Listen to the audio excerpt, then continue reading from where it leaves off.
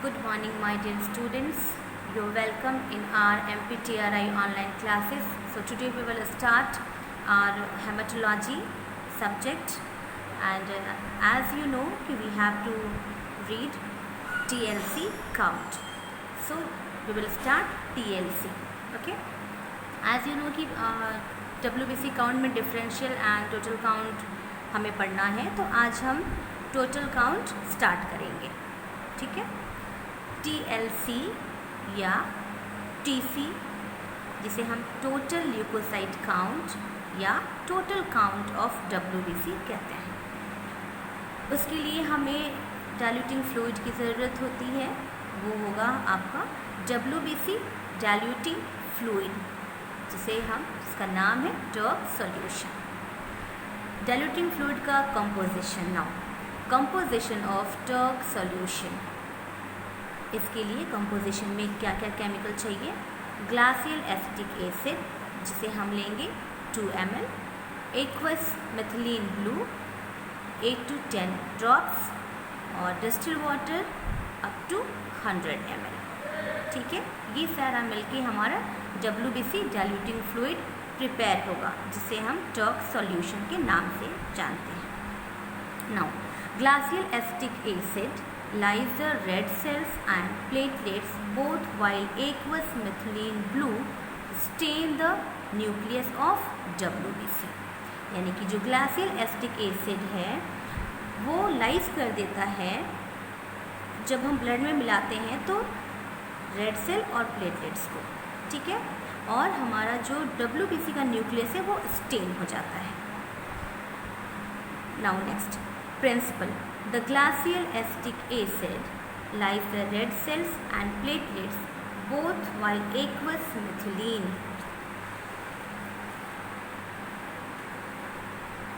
blue stain the nucleus of WBC.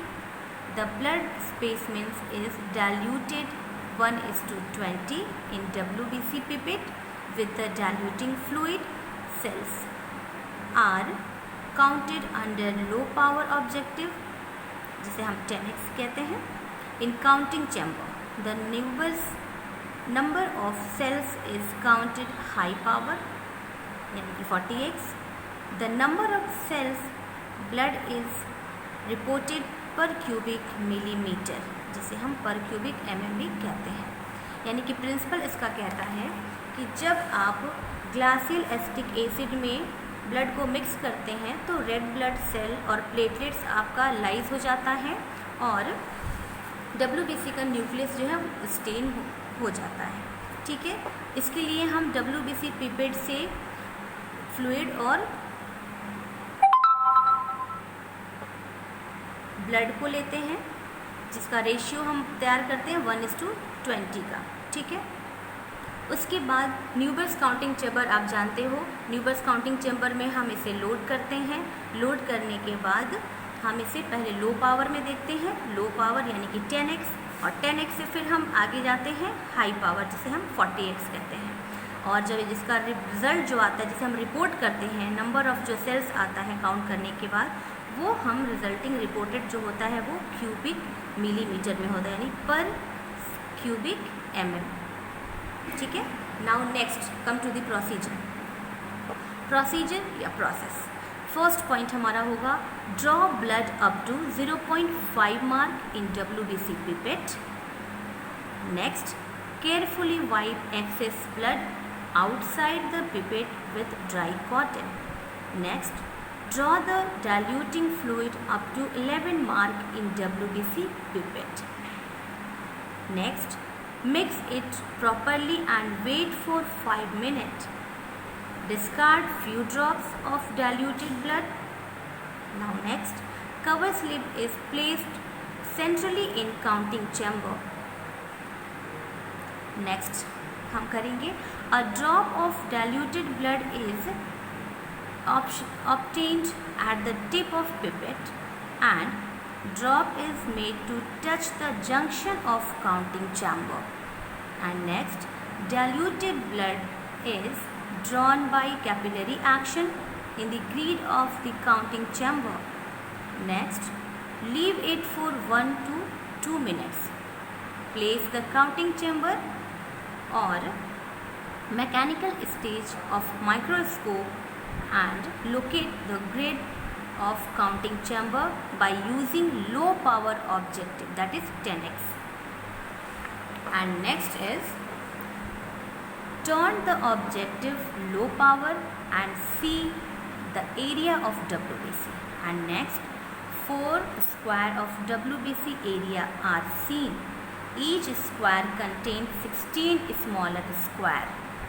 Next we count 4 square of WBC are, that is 16 into 4 is equal to 64 smaller square. And next is cells are identified by the blue color with dot in the center. This is our process. And इसका मतलब ये है, procedure कहता है आपको first क्या है step कि draw blood up to 0.5 mark in WBC pipette, means कि जो WBC पिपेट है उसमें मार्क रहता है 0.5, वहाँ तक हम अप टू 0.5 मार्क ब्लड लेंगे. और नेक्स्ट कहता है कि केयरफुली वाइप एक्सेस ब्लड, जो पिपेट में एक्स्ट्रा ब्लड लगे हुए रहते हैं उसे हम ड्राई टिश्यू पेपर और ड्राई कॉटन से उसका एक्सेस ब्लड पिपेट के आउटर साइड को साफ करेंगे, वाइप करेंगे, क्लीन कर देंगे.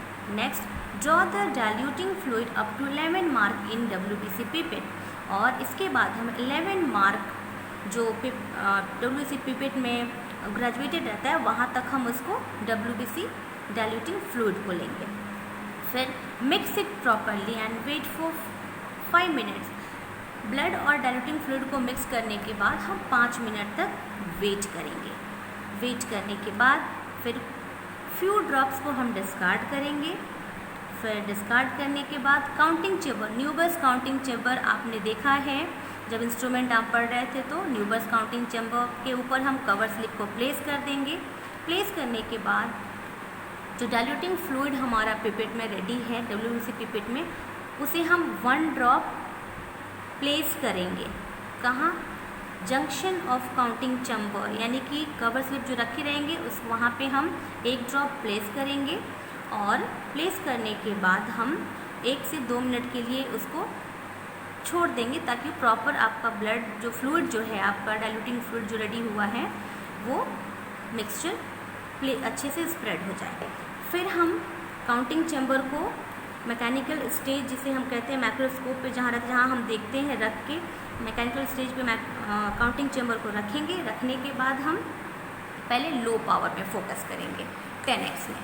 वहाँ पे चेक करने के बाद हम जब फोकस करेंगे और हमें उस वहाँ पे 4 स्क्वायर नज़र आएगा. आप जानते हो कि 4 न्यूबर्स काउंटिंग चैम्बर में 4 कॉर्नर, आपका 2 ऊपर 2 नीचे जो 4 कॉर्नर रहते हैं वो चारों कॉर्नर WBC का होता है और मिडिल वाला RBC का.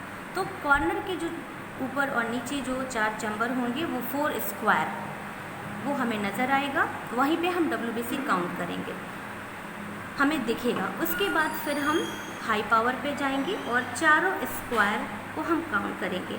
और 4 स्क्वायर में आपका 16 स्मॉलर स्क्वायर होते हैं हर एक में, यानी कि 16 इंटू 4 कितना हुआ, इक्वल टू 64 स्मॉलर स्क्वायर. पूरा टोटल हम काउंट करेंगे. ठीक है. और जो WBC हमें दिखेगा वो ब्लू कलर दिखेगा, ब्लू कलर डॉट सेंटर में जो दिखेगा हम उसे काउंट करेंगे. ठीक है. ओके. बाकी जब हम प्रैक्टिकल करेंगे तो उसमें हमें समझ में आएगा क्लियरली. फिर हमें कह रहा है कि स्पेसिमेन ऑफ ब्लड. स्पेसिमेन क्या होगा? वो होगा हमारा कैपिलरी ब्लड या EDTA ब्लड. ठीक है. नाउ कैलकुलेशन है इसका, number of cell counted into 50, यानी कि आप ब्रैकेट में देख रहे हो x इंटू 50. x है नंबर ऑफ काउंटेड, यानी कि जितना आप काउंट कर रहे हो उस 64 टोटल स्मॉलर स्क्वायर में, यानी चारों कॉर्नर 4 स्क्वायर पूरा जो काउंट करो उसमें जितना सेल आता है उसको हम इंटू कर देंगे 50 से, तो आपका टोटल WBC काउंट निकल जाएगा. एक छोटा सा कैलकुलेशन है आपका. और नेक्स्ट है आपका एक्सप्लेनेशन इसका जो है ऑफ कैलकुलेशन, वो कैसे करोगे आप. Number of cell counted into dilution by area counted into depth of fluid, यानी कि नीचे आप देख रहे हो कैलकुलेशन बनाया गया है x इंटू 20 जो आप डाइल्यूशन बनाए हो, एरिया कितना है आपका 4 इंटू और डेप्थ कितना है फ्लूइड का 0.1, ठीक है, यानी कि आपका x इंटू 50 आपका ये फैक्टर निकल के आएगा। फिर नेक्स्ट कैलकुलेशन है आपका ये डाइल्यूशन जो हम बनाते हैं वो इस तरह से है, आप देख रहे होंगे, वो भी क्लियर किया। डाइल्यूशन जो आप बनाते हो 1:20 का, ब्लड है 0.5 मार्क यानी कि 20 ml या 0.02 ml में हम कहते हैं, ml होगा तो 0.02 और म्यूएल में होगा तो 20 म्यूएल, और डाइल्यूटिंग फ्लूइड होगा 11 मार्क यानी 0.38 ml और म्यूएल में 380 म्यूएल। नाउ नेक्स्ट एक्सप्लेनेशन इसका जो है आपका diluting fluid plus blood bye required blood, यानी कि ये जो डाइल्यूटिंग हम इधर देखे हैं उसी का है ये, यानी कि 0.38 प्लस 0.02 बाई 0.02, ठीक है, ये कैलकुलेशन है।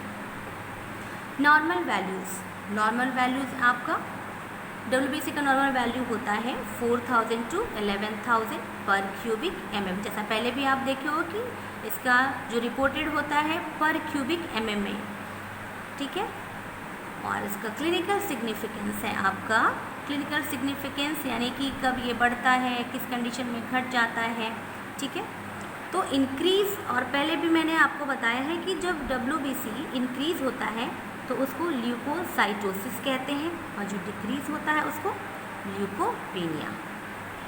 नाउ सिग्निफिकेंस में इंक्रीज़ होगा आपका pyogenic bacterial infection, pyogenic means पस वाला जो बैक्टीरियल इन्फेक्शन होगा उसमें WBC आपका बढ़ा हुआ आएगा। एंड यू नो कि ल्यूकेमिया यानी कैंसर, ब्लड कैंसर में भी WBC बढ़ा हुआ आता है।